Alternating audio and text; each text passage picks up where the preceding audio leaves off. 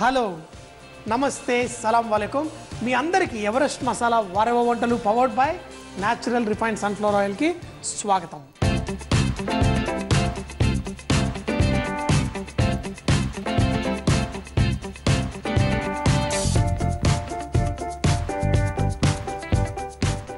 ఈ రోజు మీకు ఒక చిన్న స్నాక్, చాలా పాత స్నాక్, చాలా మన తెలుగు వాళ్ళు ఎప్పటి నుంచో తింటూ ఉన్నారు. కాకపోతే అందరి ఇళ్లలో తినడం లేదు. ప్రాబ్లం ఏంటంటే మీరు ఒక్కొక్క ఏరియా నుంచి తీసుకోండి. మొన్న జైరాబాద్ వెళ్ళి మంచి అరటి తోటల్లో తిరుగుతూ ఉన్నాను. అక్కడ వాళ్ళందరినీ మీకు నచ్చిన బజ్జీలు ఏంటి అంటే అరటి పువ్వు బజ్జీలు అన్నారు. ఆహా, నాకు ఒకటి ఇవ్వండి అంటే వాళ్ళు చేసి పెట్టారు. చాలా టేస్టీగా ఉంది.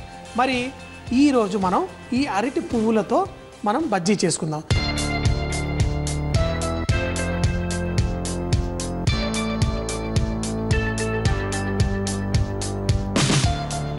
అరటి పువ్వుని క్లీన్ చేయడం చాలా ఈజీ. అరటి పువ్వులో ఇలా ఒక తెల్ల భాగం ఇలా ఉంటుంది. ఈ భాగాన్ని కనుక మనం తీసేసి మిగతా పువ్వుని బజ్జీల్లా చేసుకోవాలి.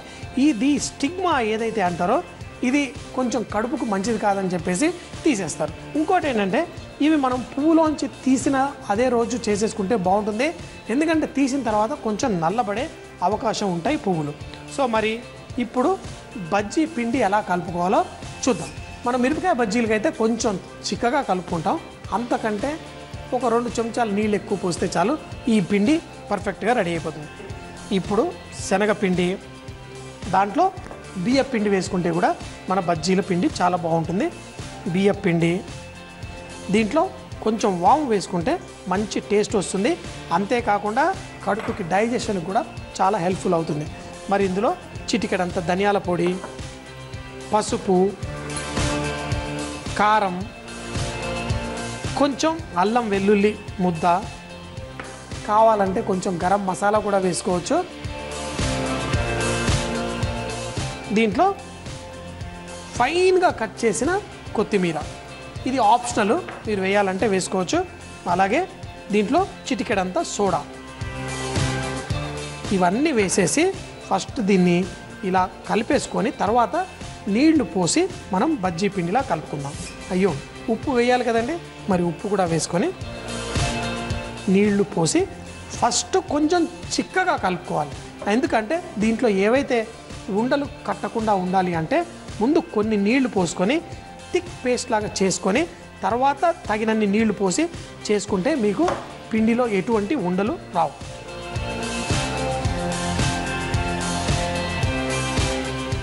పిండి రెడీ అయిపోయిన తర్వాత ఇలా చాలా గుచ్చు వేసుకుంటారు.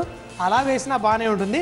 లేదనుకోండి మనం ఇలా ఫస్ట్ కొన్ని ఈ పిండిలో ఇలా గుచ్చుకోవాలి. గుచ్చుకున్న తర్వాత వాటిని ఫాస్ట్గా మనం ఇలా నూనెలో వేసుకోవచ్చు. ఇలా సింగిల్గా చేసుకుంటే మనకి కరకరలాడుతూ చాలా బాగుంటుంది. లేదు నాకు బజ్జీలాగే కావాలి అంటే, కొంచెం సాఫ్ట్గా కావాలి అంటే 4-5 కలిపి కూడా వేసుకోవచ్చు.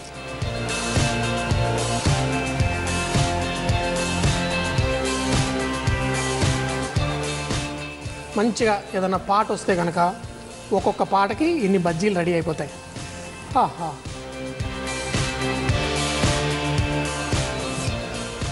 ఇలా ఈ అరటి పువ్వుల బజ్జీ చూడండి, వెరైటీగా ఏదో మనం పుల్లలు వేసి ఫ్రై చేస్తున్నట్టుగా ఎంత బాగుందో.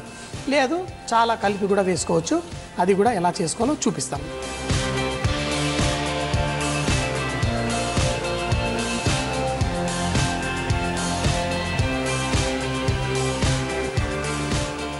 చూడండి, మన అరటి పువ్వు బజ్జీలు ఇలా సపరేట్గా పుల్లలుగా వేసుకుంటే ఇలా వచ్చింది. మరి లేదు మనం చాలా కలిపి వేసుకోవాలంటే ఇట్లా 4-5 పువ్వుల్ని ఒకేసారి ముంచి ఇలా కూడా, అంటే కొంతమంది ఏంటంటే అయ్యో ఒక్కొక్క పువ్వు వేస్తే ఆ రుచి మనకి తెలియదు అనుకునేవాళ్ళు, మీరు కావాలంటే అన్ని ఒక 4-5 కలిపి కూడా ఇలా వేసుకొని కూడా మనం ఫ్రై చేసుకోవచ్చు.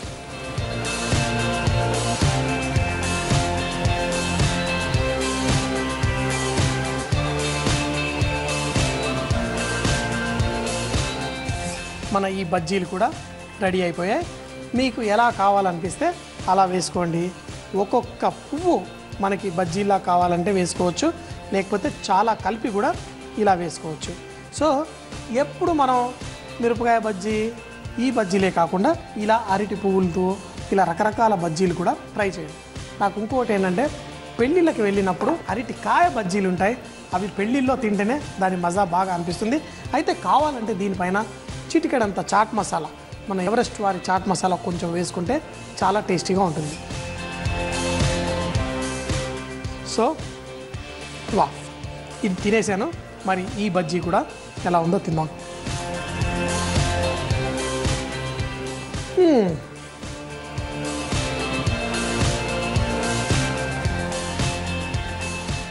కరకరలాడుతూ చాలా బాగున్నాయి.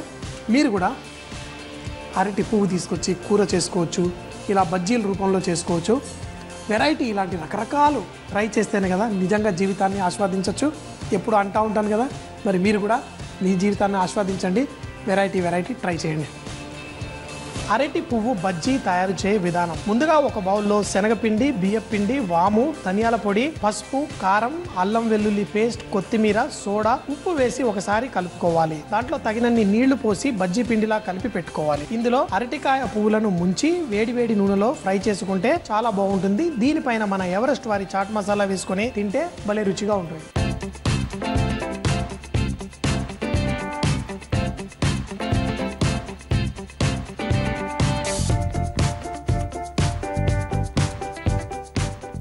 ఘాటుగా నాటుగా నాన్ వెజిటేరియన్. మరి నాకు ఇష్టమైన నాన్ వెజిటేరియన్ చికెన్. అందులో కొంచెం అంత మెంతికూర ఫ్రై చేస్తే సూపర్ అంటే మరి సూపర్ ఉంటుంది. చికెన్తో ఏది చేసినా చాలా ఇష్టంగా తింటాను. కాకపోతే ఇది దహీ మేతి ముర్క్. మనం పెరుగు మెంతికూరతోటి కోడి కూర ఎలా చేసుకోవాలో చూద్దాం.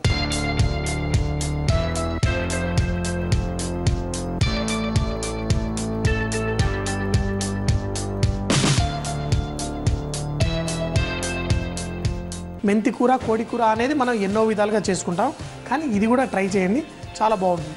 ఇది ముందుగా చేయడం కోసం దీంట్లో అల్లం, పచ్చిమిరపకాయలు, అలాగే వెల్లుల్లి. ఈ అల్లం, వెల్లుల్లి, పచ్చిమిరపకాయల్ని బరకగా పేస్ట్ చేసేసుకొని మనం ఈ చికెన్తో కలిపి మ్యారినేట్ చేసి తర్వాత మనం ఈ మేతి మురుగు ఎలా చేయాలో చూద్దాం.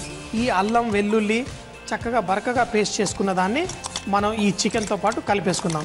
అయితే చికెన్ బ్రైన్ చేయాలి అని మీకు ఎన్నోసార్లు చెప్తూ ఉంటాను. అంటే చికెన్ మీద కొంచెం ఉప్పు, కావాలంటే నిమ్మరసం వేసి కొన్ని నీళ్లు పోసి మనం ఫ్రిడ్జ్లో పెట్టుకొని తర్వాత రోజు కనుక వండుకుంటే చికెన్ చక్కగా సాఫ్ట్గా ఉంటుంది. అలా చేయని పక్షంలో ఏం చేయాలి అంటే ఇలా మ్యారినేట్ చేసేసి కూడా ఒక 4-5 గంటల పాటు పెట్టుకుంటే మన చికెన్ చాలా టేస్టీగా ఉంటుంది. దీంట్లో కొంచెం నిమ్మరసం కూడా పిండుదాం. దీంట్లో కొంచెం అంత ఈ చికెన్లో చేసుకోవడం కోసం కొంచెం యాలకుల పొడి, పసుపు, జీలకర్ర పొడి వేసిన తర్వాత కొంచెం ధనియాల పొడి, అలాగే మనం బ్రౌన్ ఆనియన్స్ ఫ్రై చేసి పెట్టుకుంటాం కదా బిర్యానీకి, అట్లా ఆ బ్రౌన్ ఆనియన్స్ కూడా మనం తీసుకొని దీన్ని కొంచెం పొడిలాగా చేసేసి ఇందులో వేసేసుకుందాం. ఈ మ్యారినేషన్ అంటే మనం ఒక 4-5 గంటలు పెట్టిన తర్వాత ఈ ఉల్లిపాయ కూడా మనం కూరలో చేసేటప్పుడు కరిగిపోతుంది. కాబట్టి ఇలా చేసేసుకున్నాను. ఇందులో మనం కావాలంటే పెరుగు కూడా ఇందులో వేసుకోవచ్చు, తర్వాత కూడా చేసుకోవచ్చు, కానీ పెరుగు కూడా ఇందులోనే వేసేస్తున్నాను. వేసి ఇవన్నీ కలిపేసి మనం ఒక ఫ్రిడ్జ్లో 4 గంటలు పెట్టుకున్న తర్వాతే మనం ఈ చికెన్ కూర చేసుకుందాం.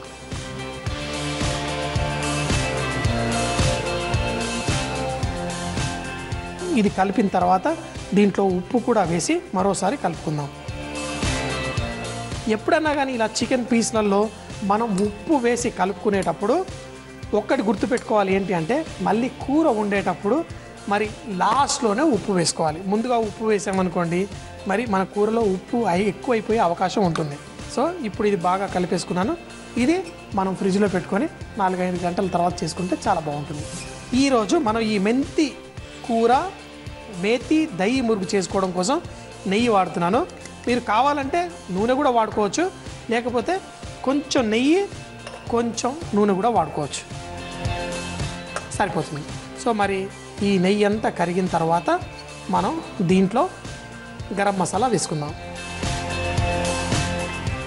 ఇందులో మన బిర్యానీ ఆకు, కొంచెం అంత జావిత్రి వేసి ఇప్పుడు ఉల్లిపాయలు ఏం అక్కర్లేదు, ఎందుకంటే మనం ఫ్రై చేసుకున్న ఉల్లిపాయలు ఆల్రెడీ అందులో వేసుకున్నాం కాబట్టి ఇందులో డైరెక్ట్ ఫైన్గా మెంతి కూర చాప్ చేసుకొని ఇందులో వేసేసుకుందాం. మరి ఇందులో ఉప్పు చెప్పాను కదా, ఉప్పు ఇప్పుడే వేయద్దు, వేస్తే మళ్ళీ ఎక్కువ అయ్యే అవకాశం ఉందని. ఈ ఆకుని ఈ నెయ్యిలో మంచిగా ఫ్రై చేసుకుందాం. మెంతి కూర నెయ్యిలో ఫ్రై చేస్తే ఎంత మంచి సువాసన వస్తుంది. సూపర్ అంటే భలే భలే సూపర్. ఇంకా కొంచెం సేపు ఫ్రై అయిన తర్వాత ఈ ఆకు కొంచెం క్రిస్పీగా అవుతుంది, అంతసేపు కొంచెం ఓపిక్గా ఫ్రై చేసుకుందాం. ఇప్పుడు ఇలా మెంతి కూర మంచిగా ఫ్రై అయిన తర్వాత మనం ముందుగా చేసి పెట్టుకున్న ఈ చికెన్ ఈ మిశ్రమాన్ని, ఈ మసాలాని అంతా కనుక మనం ఇందులో వేసేసుకుందాం.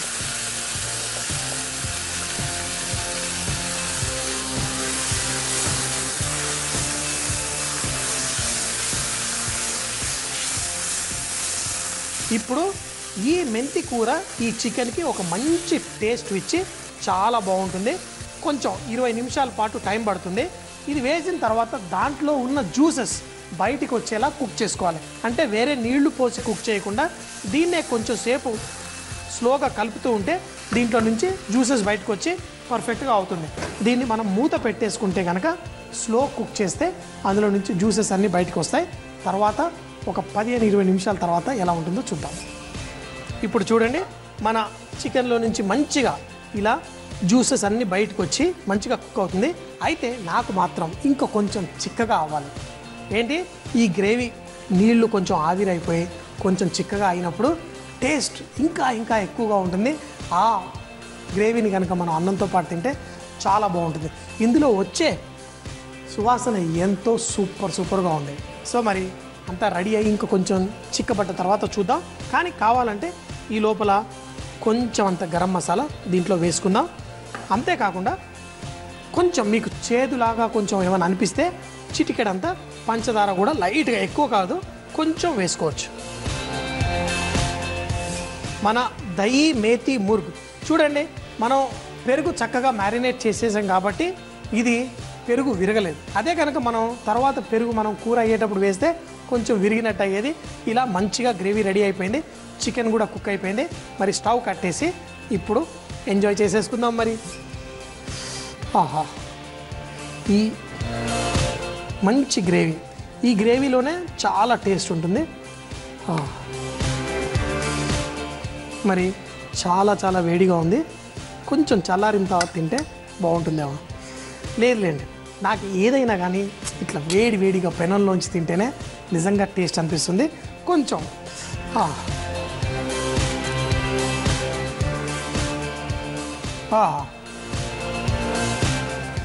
ఎంత మధురం, ఘాటుగా నాటుగా నాన్ వెజిటేరియన్ అంటే మరి ఇదే సూపర్ అంటే సూపర్. మరి ఇలా పచ్చిమిరపకాయలు అన్నీ పేస్ట్ చేశాను కదా, అందులో మంచిగా ఘాటుగా ఉంది. మీరు ఇంకొకటండి, కావాలంటే ఈ నాటు ఘాటు దాన్ని ఇంకా ఘాటు చేయాలంటే కొంచెం మిరియాలు కూడా ఇందులో వేసుకున్నా బాగానే ఉంటుంది. సో మీరు కూడా చేసుకోండి, తినండి, ఎంజాయ్ చేయండి. సూపర్ అంటే మరి సూపరే. దహీ మేతి ముర్గ్ తయారు చేయ విధానం: ఒక మిక్సీ జార్లో అల్లం, పచ్చిమిరపకాయలు, వెల్లుల్లి ముక్కలు వేసి బరకగా పేస్ట్ చేసి పెట్టుకోవాలి. ఇప్పుడు చికెన్ ముక్కలు, మిక్సీలో చేసుకున్న పేస్టు, నిమ్మరసం, యాలకుల పొడి, పసుపు, జీలకర్ర పొడి, ధనియాల పొడి, బ్రౌన్ ఆనియన్స్, పెరుగు, ఉప్పు వేసి కలిపి 4-5 గంటల పాటు ఫ్రిడ్జ్ లో మ్యారినేట్ చేసుకోవాలి. ఒక ప్యాన్ లో నెయ్యి వేడి చేసి బిర్యానీ ఆకు, జావిత్రి, మెంతి కూర వేసి చక్కగా ఫ్రై చేసుకోవాలి. దీంట్లో మ్యారినేట్ చేసుకున్న చికెన్ వేసి చిన్న మంటపై 15 నిమిషాల పాటు ఉడికించుకోవాలి. చివరిగా కొంచెం గరం మసాలా, అవసరం అనుకుంటే చిటికెడు పంచదార వేసి వేడివేడిగా సర్వ్ చేసుకుంటే చాలా బాగుంటుంది. ఈరోజు చకచకా చట్నీల్లో మనం వంకాయ మిరపకాయ పచ్చడి.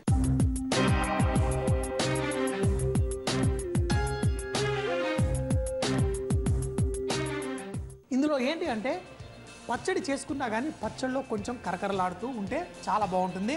అది మనం సాధారణంగా మినప్పప్పు అవి తాలింపులో వేసేసి చక్కగా వేస్తే కరకరలాడుతుంది. కాకపోతే ఈరోజు నేను చూపించే చట్నీలో ఇది మనం మినప్పప్పు అవి కూడా పొడి చేసేసి కలుపుతాం. సో చాలా సింపుల్. మనం ఒక పెనం తీసుకొని అందులో ఎండుమిరపకాయలు, ధనియాలు, శనగపప్పు, మినప్పప్పు, జీలకర్ర, ఆవాలు ఇవన్నీ వేసి కొంచెం సేపు కుక్ చేస్తూ దీంట్లో కొంచెం నూనె వేసుకుందాం. ఎక్కువ కాదు, కొంచెం నూనె వేస్తే అన్నీ ఈవెన్గా కుక్ అవుతాయి, ఫ్రై అవుతాయి. వేసి మంచిగా కొంచెం కలర్ వచ్చేంత వరకు వేయించుకుందాం. అంటే దీంట్లో మంచి ఫ్లేవర్ అరోమా రావాలి. చూడండి, అన్నీ మంచిగా వేగి ఒక మంచి సువాసన వస్తుంది.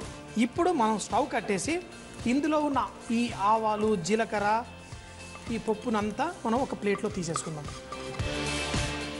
ఇలా తీసి పక్కన పెట్టుకొని ఇప్పుడు మళ్ళీ కొంచెం నూనె ఇదే పెనంలో పోసుకొని ఇందులో మనం వెల్లుల్లి అలాగే పచ్చిమిరపకాయలను కూడా ఇలా విరగొట్టి వేసేసుకుందాం. ఎందుకంటే పచ్చిమిరపకాయలు మనం ఇలా ఫుల్గా నూనెలో వేసామనుకోండి పగిలి మన మీద నూనె పడే అవకాశం ఉంటుంది. ఇలా విరగొట్టి అందులో వేసి కొద్దిసేపు వేగనిద్దాం.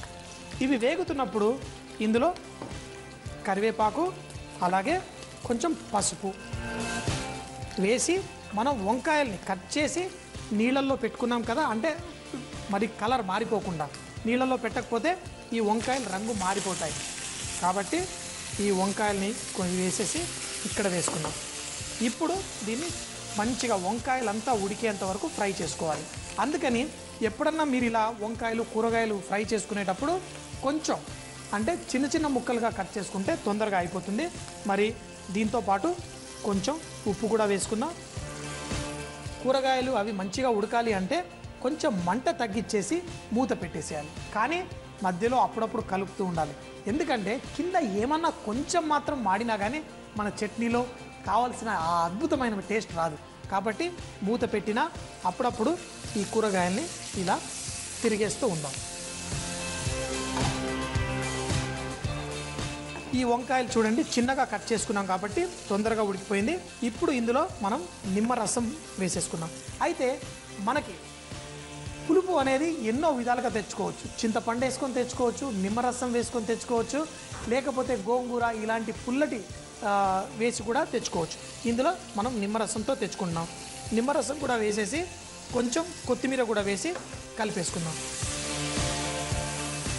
ఇలాంటి చట్నీలలో కొంతమంది పుదీనా ఇలాంటివి ఇష్టపడేది ఉంటే కూడా ఒక 2-3 ఆకులు మన పెరట్లో ఉంటే తెచ్చి చట్నీలలో వేసుకుంటే చాలా చట్నీలు చాలా అద్భుతంగా ఉంటాయి. మరి స్టవ్ కట్టేస్తాను. ఇది ఇక్కడ మన ప్లేట్లో ఏదైతే మనం తీసుకున్నామో దీంతో పాటు పక్కన పెట్టేసి ఈ చట్నీలో ఏంటి అంటే చట్నీ చేసేసి ముందుగానే గ్రైండ్ చేసి పెట్టుకోకూడదు. మీరు కావాలంటే ఇలా ప్లేట్లో పెట్టేసి చల్లారిన తర్వాత తినే ముందు మాత్రం ఇవి వేసుకొని అప్పటికప్పుడు పేస్ట్ చేసుకొని తింటే చాలా రుచిగా ఉంటుంది. ఎందుకంటే ఈ పప్పుల్లో కొంచెం కరకరలాడుతూ కూడా ఉండాలి. ఎప్పుడైనా చట్నీలు మరీ ఫైన్గా పేస్ట్ చేయకండి. మనకి రోట్లో దంచినట్టు కావాలంటే కొంచెం బరకగా ఉండాలి. మరి ఫైన్గా పేస్ట్ చేసే చట్నీలు మరోసారి చూపిస్తాను. అది ఎందుకు ఎలా చేయాలో చూపిస్తాను. మరి ఇవి మిక్సీలో వేసుకొని మనం బరకగా గ్రైండ్ చేసి పెట్టుకుందాం. మిక్సీలో చేసి పెట్టుకున్న ఈ చట్నీ మనం ఎంతో ఇష్టంగా అన్నంతో పాటు తింటే చాలా బాగుంటుంది. వేడి అన్నం మీద అప్పటికప్పుడు చేసుకున్న చట్నీలో కొంచెం అంత సన్నగా తరిగిన ఉల్లిపాయలు, కొంచెం కొత్తిమీర, అలాగే కొంచెం నిమ్మరసం వేసుకొని, అంటే ఇప్పుడు మనం గోంగూర పచ్చడి మనకు ఉంటుంది.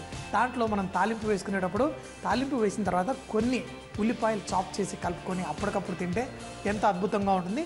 ఇది ఒక టెక్నిక్, ఒక వెరైటీ.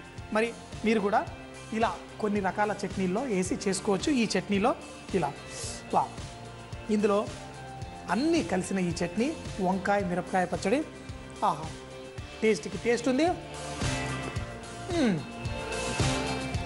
లోపల మనము శనగపప్పు మినపప్పు వేసాం కదా, ఫ్రెష్గా చేసాం కాబట్టి కరకరలాడుతూ భలేగా ఉంది. దానిపైన ఇంకా కరకరలాడుతూ ఉల్లిపాయ ఘాటుగా వేసుకొని తింటే ఆహా అద్భుతం అంటే అద్భుతం. సో మరి మా చట్నీలు చూడడం కాదు, మీ ఇంట్లో కూడా మీ అద్భుతమైన చట్నీలు ఏమైనా ఉంటే మాకు తప్పకుండా రాసి పంపించండి. వా వారేవా అంటే అద్భుతమైన వంటలని. మరి మీకు తెలుసా ప్రతి జిల్లాలో నోరు నుంచే ఒక అద్భుతమైన వంటకం ప్రత్యేకంగా ఉంటుందని. మరి ఆ వంటకం ఏంటో మాకు మీ జిల్లా పేరుతో సహా రాసి పంపిస్తే XXX డిటర్జెంట్ సోప్ తరఫున ఒక మంచి బహుమతి గెలుచుకోగలరు. మరి మా చిరునామా MIG 1540 BHEL హైదరాబాద్ 502032. మా వంటల ప్రోగ్రాంలో ఇంట్రెస్ట్ తీసుకొని మాకు రెసిపీని పంపించిన వాళ్ళందరికీ మా థ్యాంక్స్. ఈరోజు XXX డిటర్జెంట్ బహుమతి గెలుచుకున్న విజేత చూశారు కదండి. మరి ఈరోజు వంటలు. సోమవారం పూట మళ్ళీ కలుద్దాం ఇదే టైంకి. అప్పటిదాకా సెలవు తీసుకుంటాను. Bye bye, see you, ఖుదాఫిజ్.